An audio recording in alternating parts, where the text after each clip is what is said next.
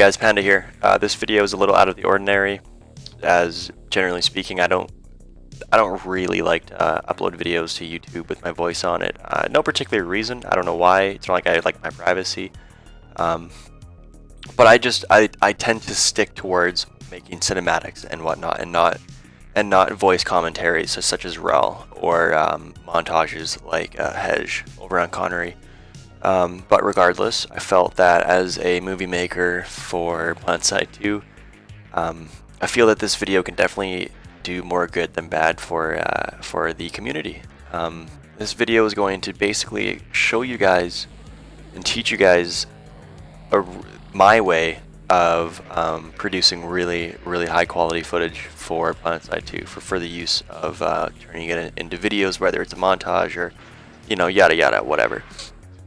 So I've already done this video. I've already done this opening monologue about 3 times now, and every time it's way too long. So I'm going to try to cut this down and keep it short. So let's go. First of all, I'm going to be going over the codecs, my recording software, some tips and tricks in Sony Vegas, the editing software, and finally the render settings that I use. This tutorial will be only using Vegas Pro, as I am a poor 21-year-old who lives alone and cannot really afford anything else. So let's begin. Let's open up Bandicam or whatever software program you guys are using. Go to the video settings. I record obviously at 1920 by 1080. That is my monitor native resolution. I believe that is the only way to go. I believe if you record lower, you can pump out a little bit higher frames per second if that is an issue.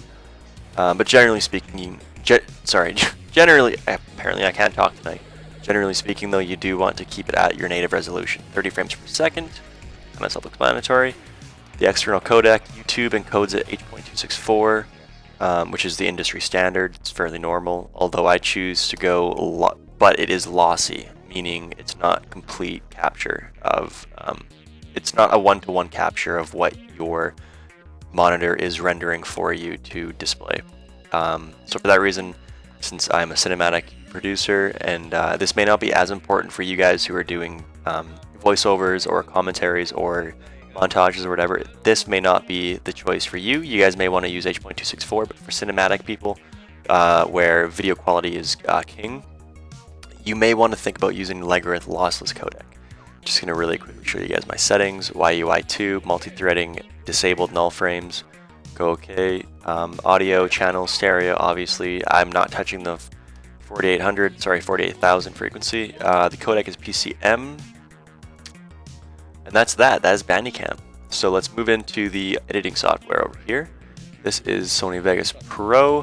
I already have some clips here for you guys, just for the sake of time. So basically there's 4 clips, right? This is, here I'll show you guys really quickly.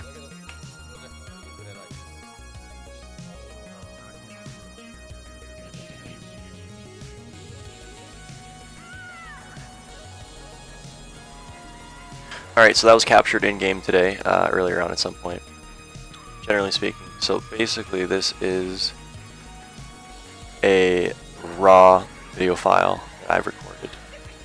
Every time that you import a video file into Sony Vegas, you want to disable resample. I'm not going to get into it right now for, obviously time's sake. But if you guys would like to, I can obviously answer any questions that you guys have regarding this in the comments below. So this is going to be a reference. I want to show you guys some tips and tricks with the video effects here in Sony Vegas. These are all, these are not plugins. These are not third parties at all. These come stock with the program. So everybody who's watching this who uses the same program as me can, with some playing around, can get the same results. So this is going to be the control video. This is going to be raw. And towards the end of this tutorial, I will be putting these 4 in a row, possibly side by side, so you guys can check it out and check the difference out. So the second one here, all I did was I went into the video event here, okay, by clicking this leftmost button. You want to disable lock aspect ratio. By default, it is enabled. What it does is basically it just keeps the same aspect ratio. what you want to do is you want to disable it so you can manipulate the horizontal ratio here, the horizontal pixels. Sorry, vertical. And by default, it's obviously, you know, it's 1:1. What you want to do is bring it down twice, hold Shift. Shift will manipulate it within the confines of these dots here. So for instance, this is without Shift, right? With Shift. So you want to bring it down to 2. So we'll give it a 16:9, I believe, or 21:3:1 screen ratio. That's not really important. I'm probably wrong there, but basically this is called letterboxing. It gives it a more cinematic look. The other thing I did here was I included a brightness and contrast video effect. So let's go up here, brightness and contrast. Well, how you apply it is, this is Project Media. You want to go over to the video effects, brightness and contrast, drag the default down here. I'm not going to drag it because I already have it on. And this window will pop up. These are the settings I've used. Basically, pumping up the contrast will make the darkers darker, the brighters brighter, and it just gives it a more cinematic feel, almost, if you will. So these are the settings I have. This is with it off. This is with the contrast settings on, off, and on. As you can tell, it doesn't really do much, but it does add a little nice touch to it. It draws out the colors a little bit more, I find.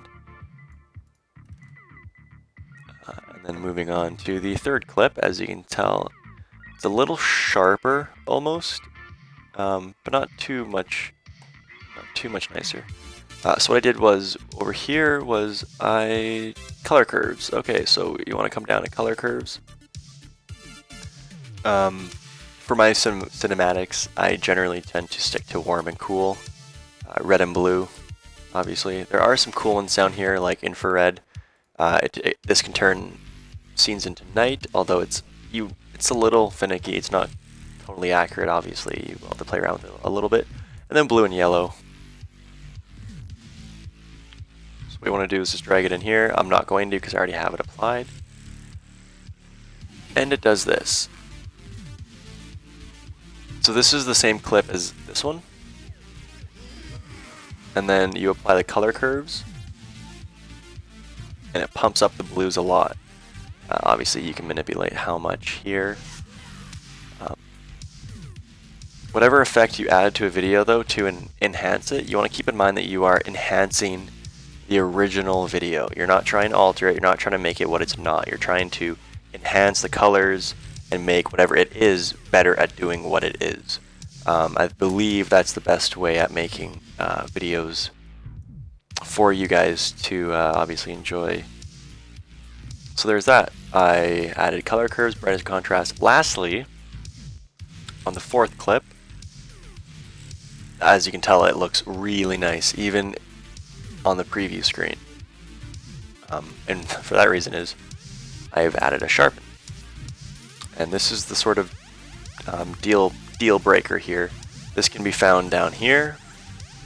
A sharpen, drag in the light, pump that. This is the default light 0.250. I would highly recommend bringing it down to a 1.5 to a 0.15, or even lower. I mean, it just depends on your bit rate and everything like that you end up rendering out as. So as you can see, it looks here.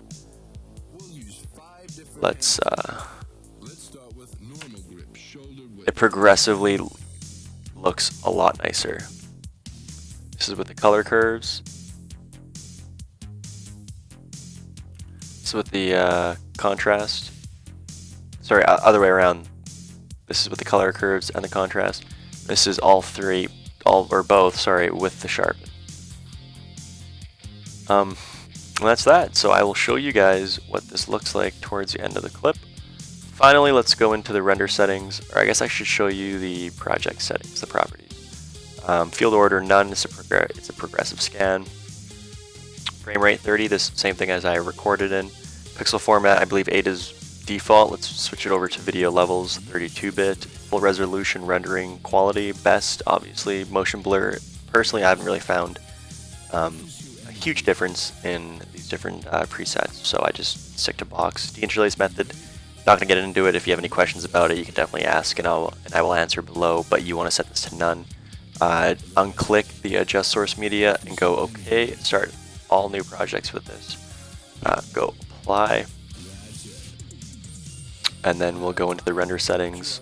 Render as. You want to be using, this is what I use, the main concept AVC. This is a stock, it comes with the program. And you want to come down here and manipulate.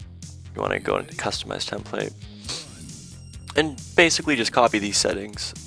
Profile has to be high, frame rate, again, the same thing as your project settings, same thing as your capture frame rate. Field order, none, it's a progressive scan. Constant bitrate, set this to 50 million.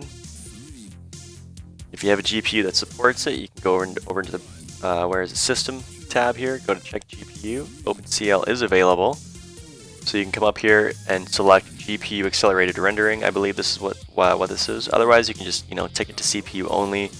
No real difference in the quality. Actually, there's none. It's just, I'm pretty sure it's just rendering speed. And then you want to leave the audio and everything else to the default. Click OK and render. And that is that, guys. Thank you for checking this out. I hope you guys appreciate this tutorial. If you guys do, give it a thumbs up, whatever you guys want to do. If you have any questions, leave a comment in the comment section below. And otherwise, I will see you guys planetside. Thank you.